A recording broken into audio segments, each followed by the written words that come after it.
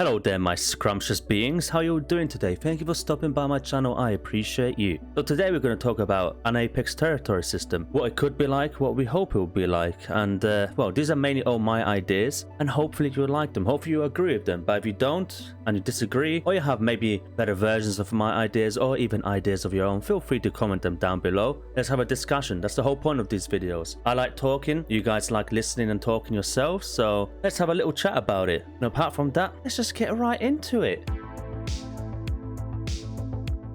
So this video is kind of an extension of this video here. Now you don't have to necessarily have watched that video. I do speak about migration and gateway, how I think migration should work in gateway, let's say. And I do speak a little bit about apexes and areas. So it kind of comes up from there, the idea. And I just wanted to speak a little bit more about it. Let's say dive a bit deeper into it. Now you don't have to watch the video, of course, for this one to make sense. So don't worry about it. But I'll link it down below if you guys are interested and haven't seen it. So we know that the devs have said the apexes will be faster.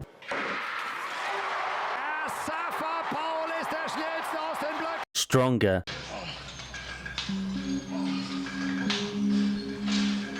Meaning more durable.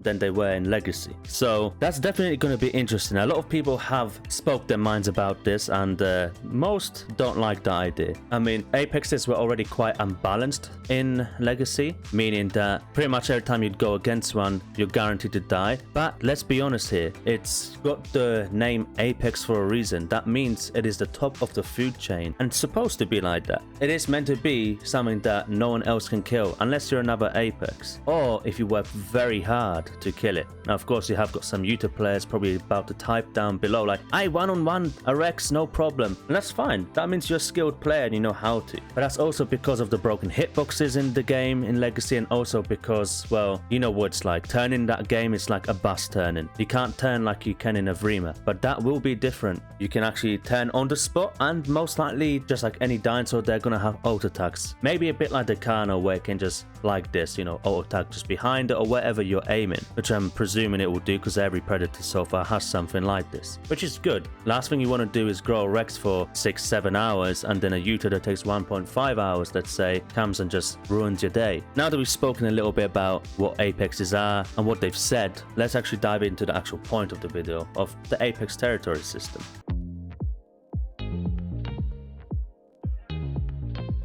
Let's once again, just like in the other video, we'll take the gateway map because no one cares about Spiral because it's going and it's not very greatly designed. And also I highly doubt we're going to get any new playables before the new map comes out. I'll be very surprised if they do. Maybe Herrera, maybe, even though I think it's probably more designed for the new map with the trees they can climb. So I think there's even a smaller chance that an Apex will come with Spiral. It'll probably all be happening as soon as Gateway comes out. So let's split up the map into 4 different segments. This is my idea of Apex territories. Now we can split this up into more. Of course the maps are quite big, so it will probably be split up into 8 different segments, but for the purpose of simplicity and so it's easier for you guys to understand my ideas, we'll just split it into 4. So let's just call it A, B and C and D. Easy peasy lemon squeezy. Let's say T-Rex is here, Spino's there, Giga's there, and your mum is there.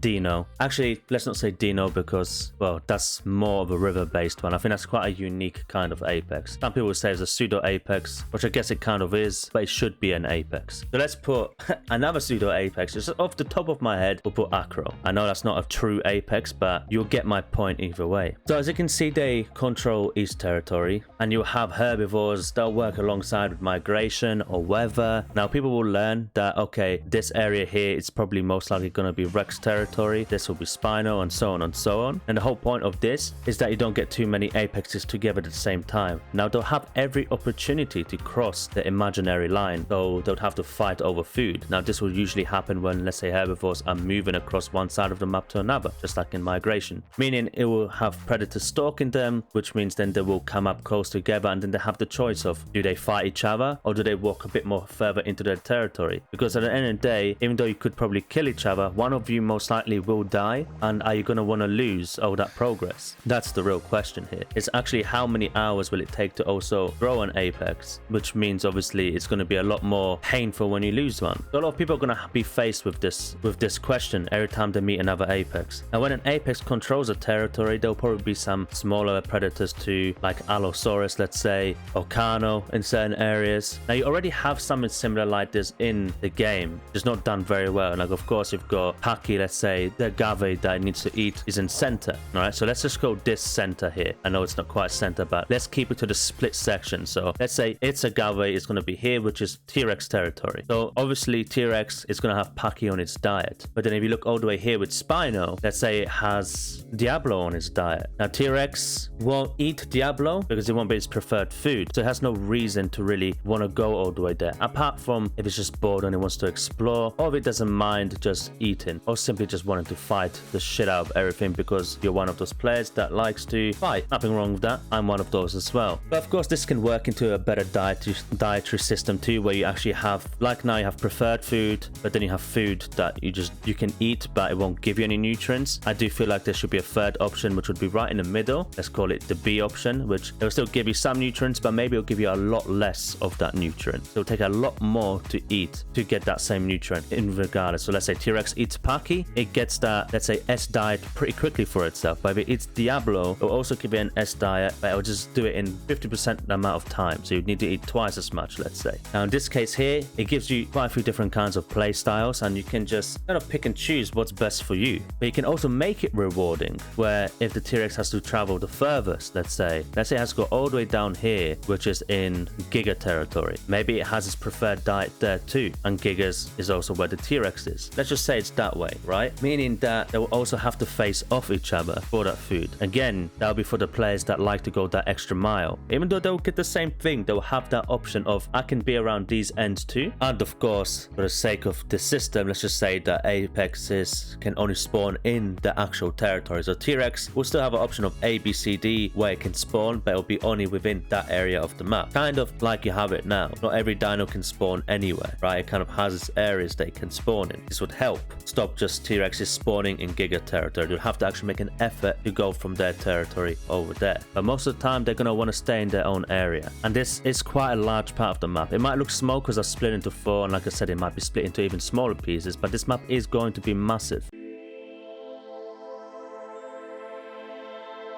Don't forget about migration, because that's going to be very important with even, let's say, an apex territory system or diet system, because when a herbivore like Aki, even though it has its agave here, its agave then might start popping up in Giga's territory, because of course they have to migrate. So the food depletes in one section and then it starts growing in another, so they're forced now to move. The Paki will have the exact same opportunity as the predators. So I stay here and eat something that might start growing now, that gives me a lot less diet or no diet, but it will still keep me fed, of course. I won't just die of starvation. Or will I want to keep my diet and migrate with a herd of Pakis, or maybe other herbivores as well altogether, which will make them more stronger and united and hard to combat, but still vulnerable, as they are quite small dinos compared to stegos, let's say. And as you can see, this will create a constant rotation, dinosaurs moving up and down. Some they'll stay in their own areas, and it will create a proper food chain. You have small dinosaurs, mid-sized dinosaurs, larger dinosaurs, and then apex dinosaurs, which will be the biggest. This means there'll be food for everyone.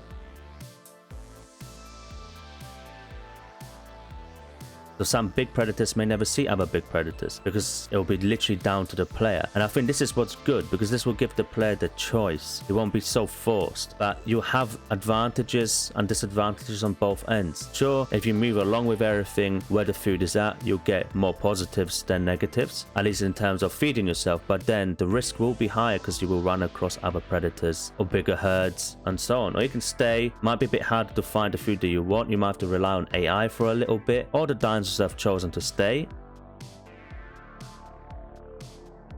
But yeah, hopefully you guys enjoyed the video. I think that pretty much covers it as well as I can explain it. If something didn't make sense, or if you have better ideas yourself, or you just disagree with what I said, just tell me why. And please feel free, comment it down below. Let's have a little chat about it. Let's see what we can come up with together. And who knows, maybe some of these ideas might even get used. But yeah, apart from that, you guys have a great day. Hopefully I'll see you in the next one. Peace.